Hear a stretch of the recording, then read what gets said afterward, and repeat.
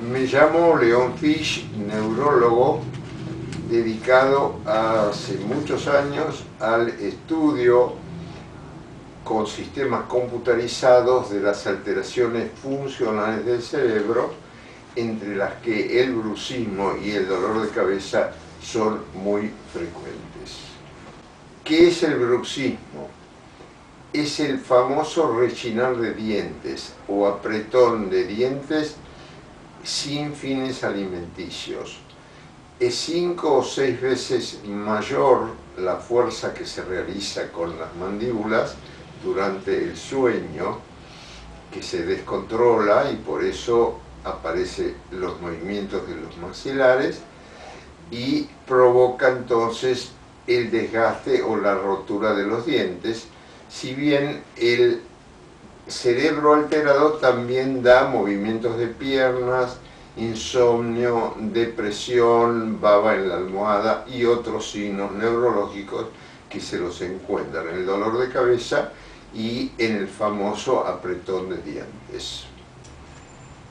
El estudio del cerebro con medios computarizados, método nuevo, detecta cómo está alterado el cerebro en forma gráfica, que el paciente recibe el informe y se lo lleva.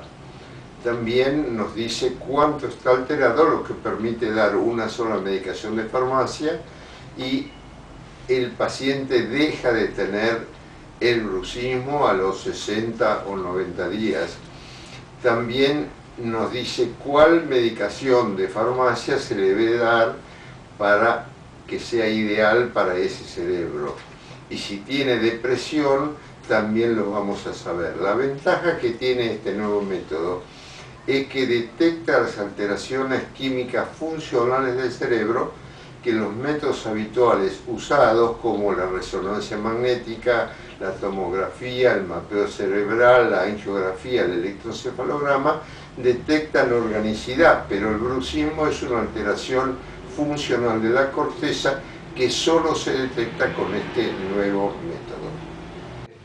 Si usted sufre de apretón de dientes o dolor de cabeza, nosotros se lo podemos solucionar en 60 a 90 días y usted puede vivir perfectamente bien como cualquier persona.